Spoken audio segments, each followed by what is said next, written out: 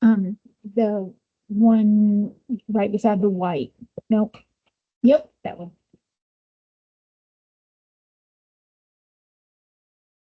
Are you sharing the screen in, Teams though, so it can just record the PowerPoint file?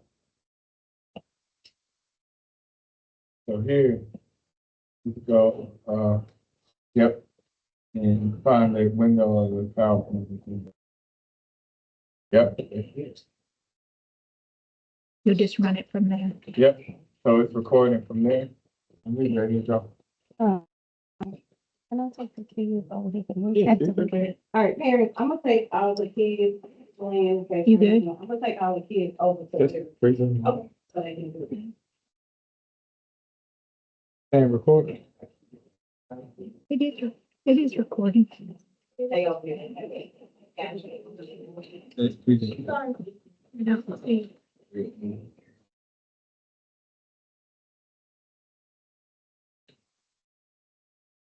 Okay.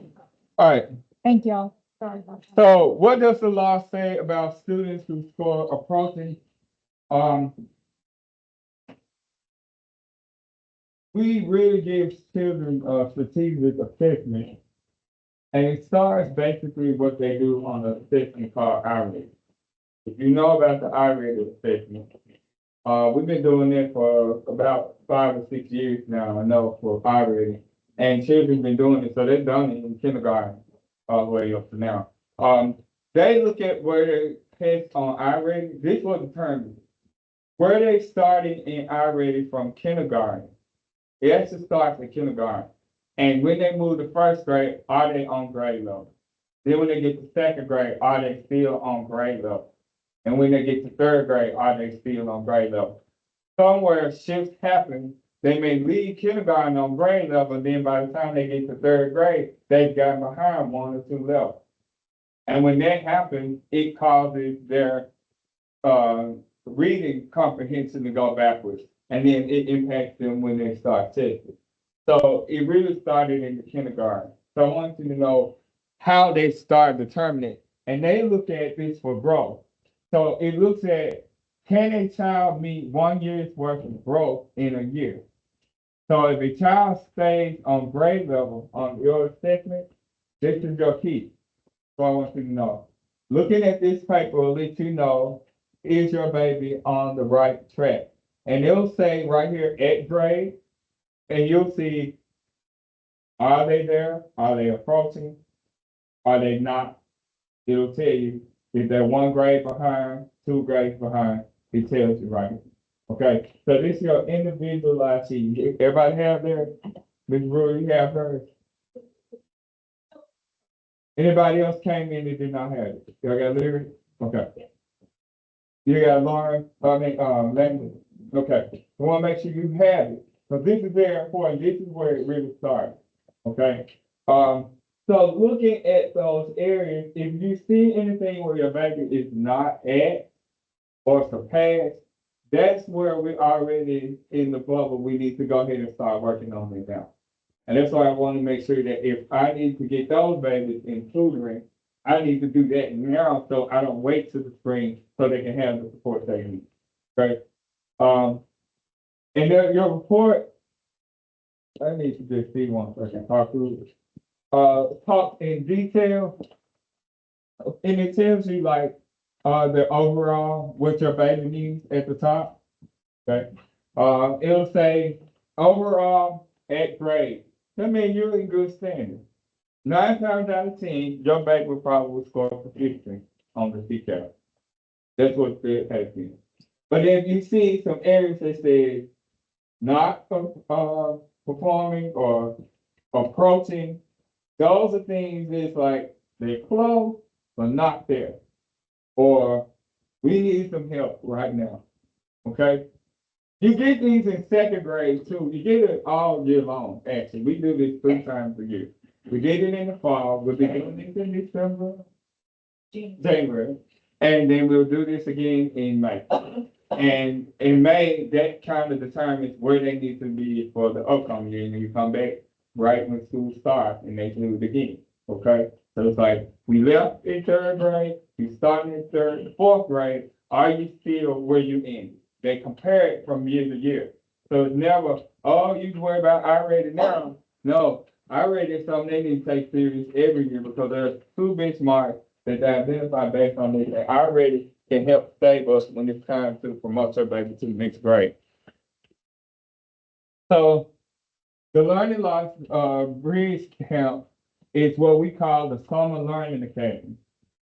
If a student is not proficient in ELA, as determined by the TCAP, or rating of approaching on the ELA portion of the most recent TCAP, they may be promoted to the fourth grade.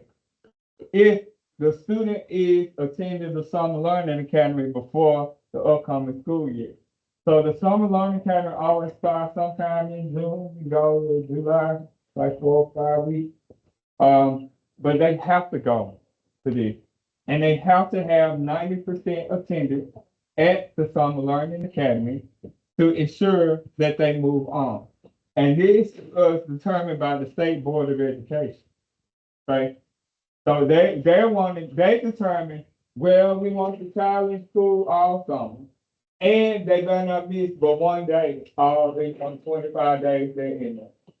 And what if your child is sick? Because COVID is still out there and other things going on where they have the attendance. So they say you need to have your child and there they want to hold you accountable. And they say if you don't come and you miss 30 minutes a day, they want to retain your child, whether they had A's and B's on their report card or not. So the child will have A's and B's on a report card, but on any given day, I've been there too. You could test well on some days, and some days you just like, it's just not your day to test. Mentally, you're just not there. And that could happen during TCAP. So it does lead us to going through 2 days a week, 30-minute tutoring. And that is on a specific area of the course. So I'll have Ms. Brewer go into detail on that portion because she's the one that tests them when we get to that part, okay? Right, let's go on into that. All right, so your child can be exempt from the TCAP requirement if you meet the following things. That is, the law includes 4 exemptions that they wrote up for us. A child can be exempt if they have been retained 1 time. So they fail kindergarten, 1st or 2nd grade. The law will allow them to move on because even if they're not proficient, they'll let them move on. So some of this stuff sounds crazy, like why would you let a kid move on if you can't read?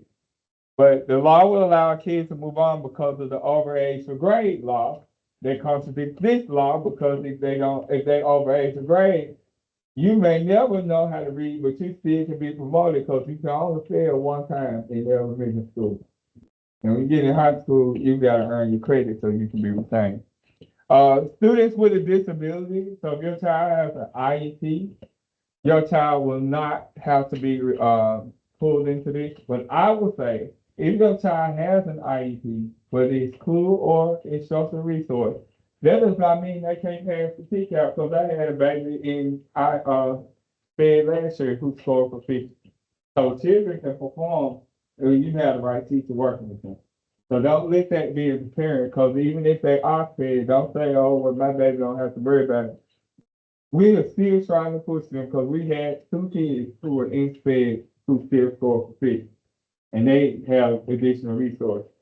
And then we have a child who has English language learning. So that is a barrier if you a Hispanic kid or a child that does not speak English fluently. That was there in the last 2 years. Those are the 4 things that has the way to exempt. Any questions about that?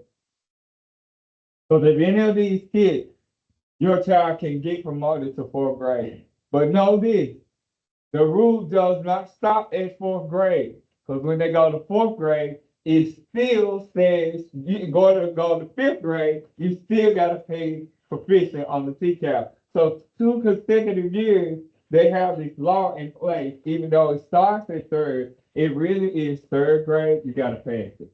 4th grade, you got to pass it. to go to fifth grade. And then fifth grade, for you to get into the middle schools, if you want to go to a highly competitive middle school, you have to score extremely high, okay? And those schools will tell you how that works. After we do take the TCAP, within a margin of a week or two after TCAP, normally it's like the third week in May or the second week. It depends on what May looks like in the schedule. It may be the second week in May or the third week in May. It's the last week of school. Okay, so that is the third week of May, because school normally gets out the third week of May. During that last week, we will say, okay, you didn't take the TCAP. If your baby scored for fishing, they do not have to retake. But anybody who's not on that list, we're gonna pull them again. In between the first TCAP and the next, we never know who passed or failed, so it's hard to say, but we're just gonna keep working with this group, because we don't know. When we get the list, then it's like, okay, we got these 20 kids, and out of the 20 kids, 10 kids passed, and the other 10 gotta retake the test. And that's when we allow them to come back in. The test does not make them right. I don't think it's time as long as the original TCAP. It's a shorter test.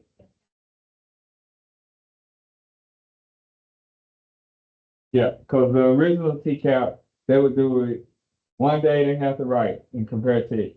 Then they have to do some part one, which is long passages. And then the other day is part two, which they do a lot of grammar and stuff like that. So I think their retest really looks more at like a couple of passages of reading and then a lot of grammar things based on it. So the retest is done on a computer versus them having to take it and score it with a vocal sheet. When they take the TCAP, they write on paper. When they do it on the in the retake, they actually go in, and I think we find out right then and there. Then they show the score. We snuck and saw it last year, and then when they found out that we could see it, they snatched it, so. we'll try. Okay. But you might have to wait a week. So it's always something in the case. Okay. We're trying to help children. That's what I feel like. What you think, Ms. Collins?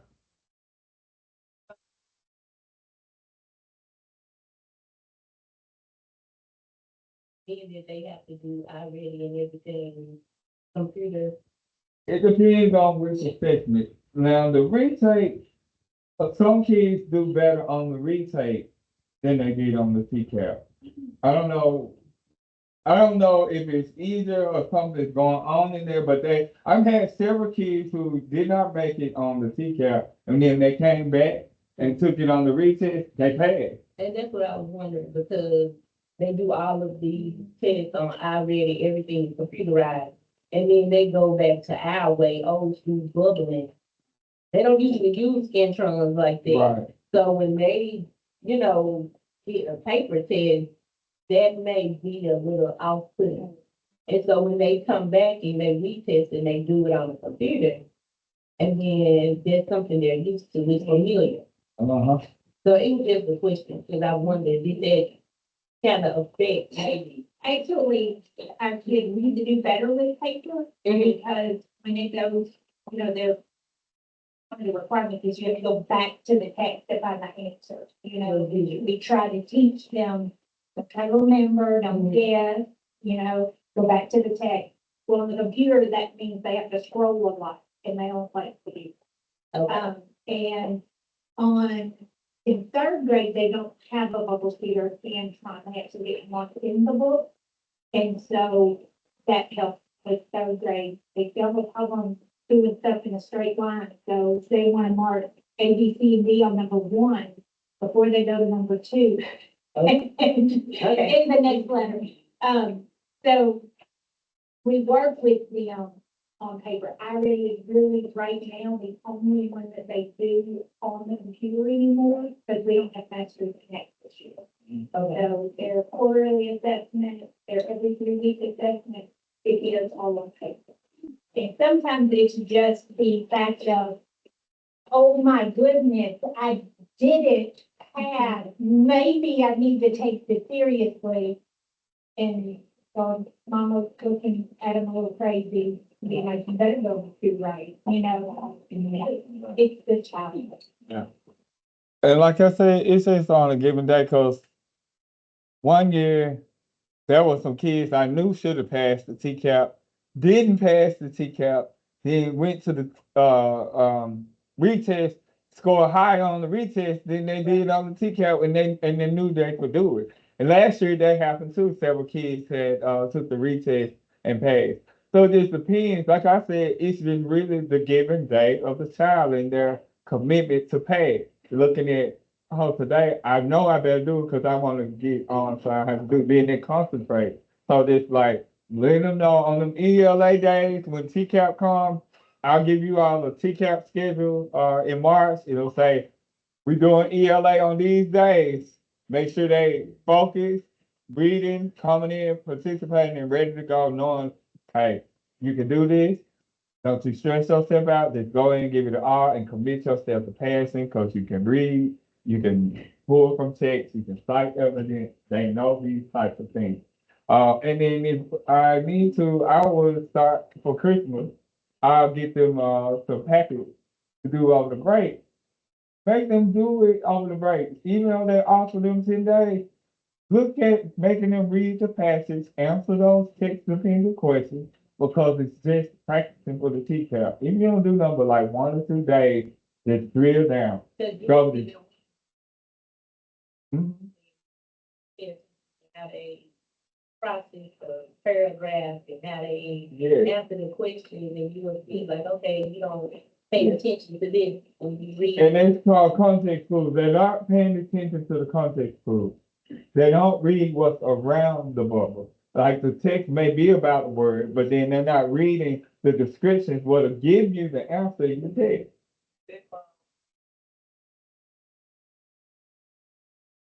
Yes, ma'am. That's informational text. When they're citing evidence from the text, going back to look what it is. They told me it's the real life story, like the biography, and it's not a story like Once Upon a Time. Yeah. Those are literature. Yeah, my dad know what to do.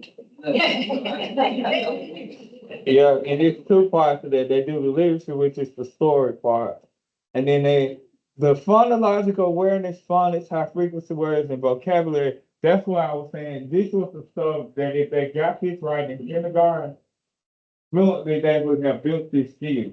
But if they didn't get it at kindergarten, by the time, when they go to first grade and they didn't have it, and then get the skills in second grade and they didn't have it, when they get it on third grade, it's really about them understanding the words and pronouncing the words and knowing the meanings of the words.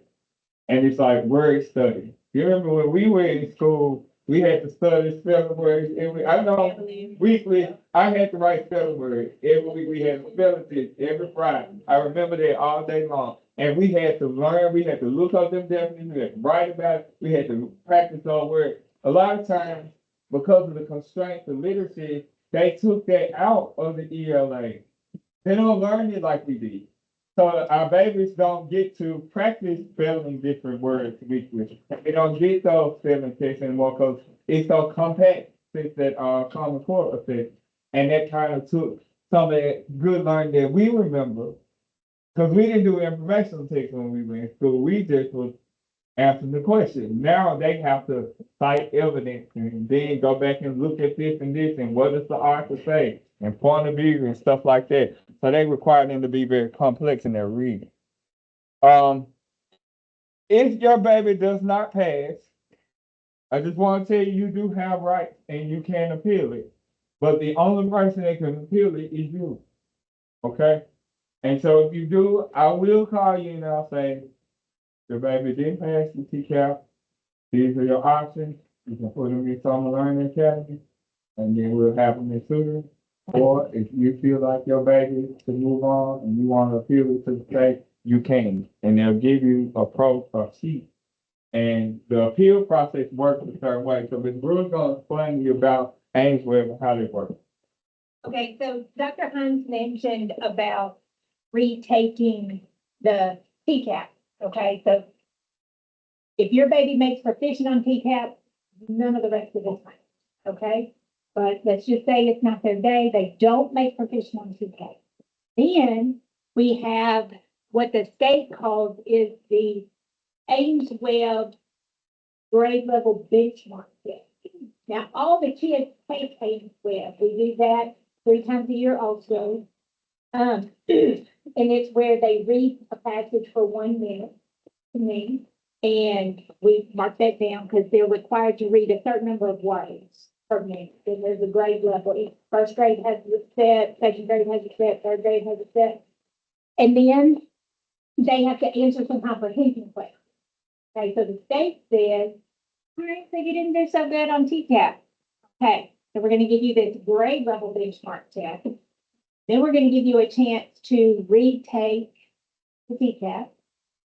And they'll have iReady as well. So then we have all this evidence, okay, to say, you know what, your baby's just not meeting third grade standards. You need to look at summer school, or as a parent, you can decide to retain them, or send them to summer school and have year-long tutoring. Right?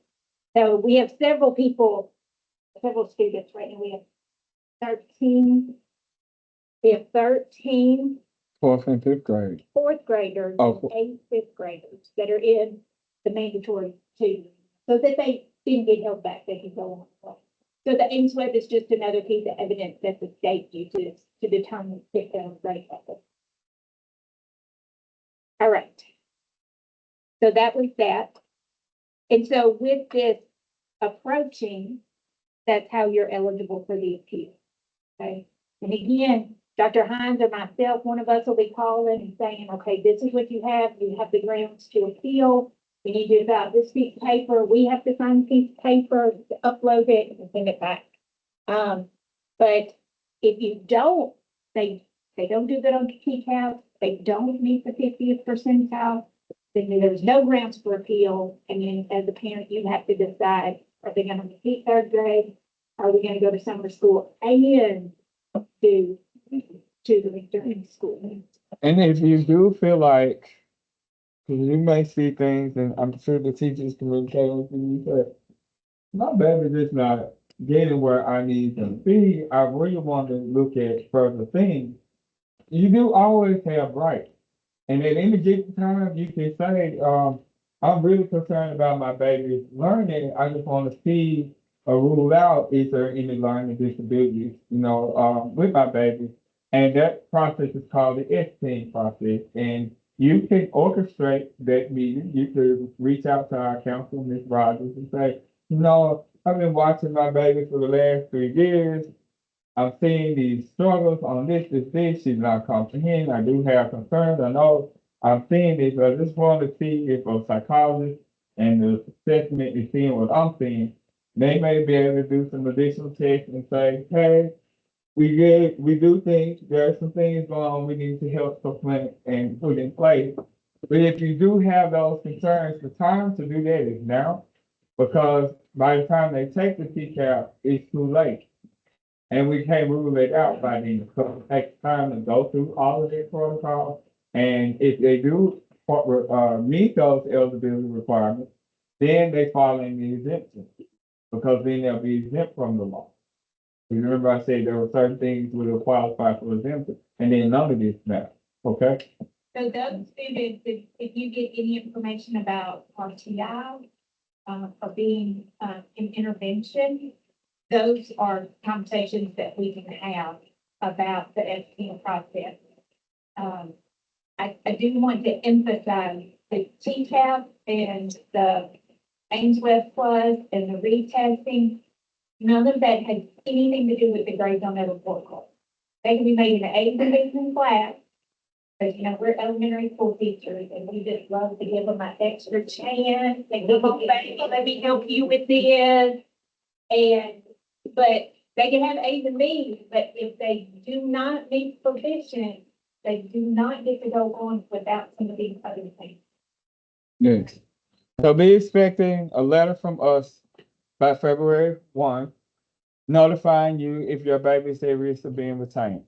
Okay? Because by that time, we've gotten a lot of data and we're saying, hey, the red light is going on. We need to do something right now. They're at risk. We do have to send those letters home. Ms. Glenn and Ms. Lockery will contact you, after the winter already, so they'll take that sometime in December. And, every student's identified if they score below the 65 percentile on the ELA Winter University Screening, which is already. So on your sheet there.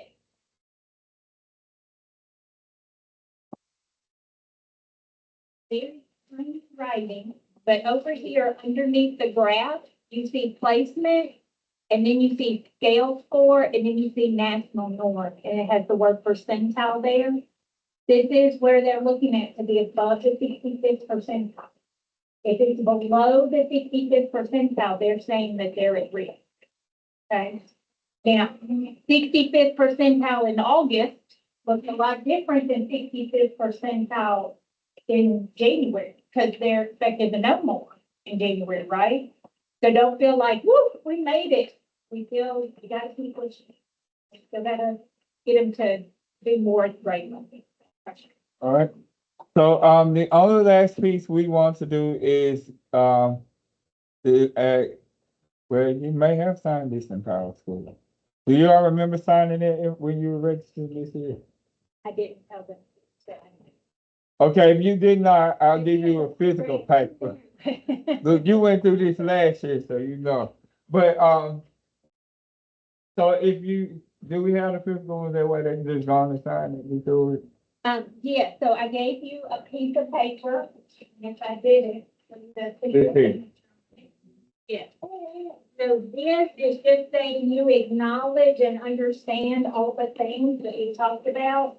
And that if they don't make proficient, you understand that it says, I will be required to attend Summer Learning Academy and or year-long tutoring or be retained. So it's just making sure that you understand this.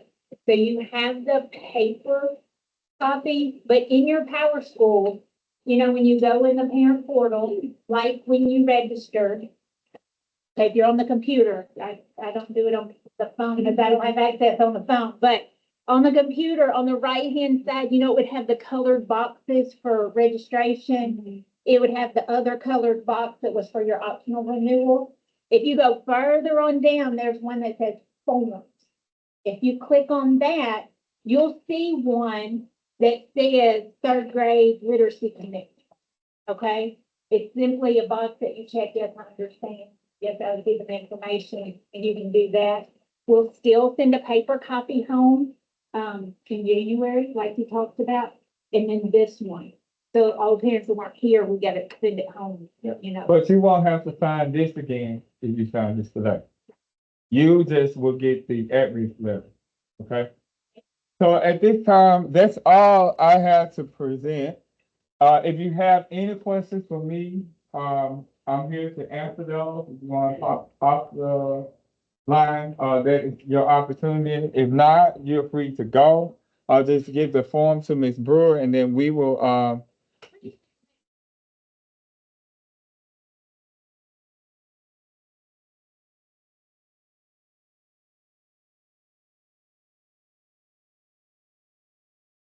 Give you a hand. any other questions?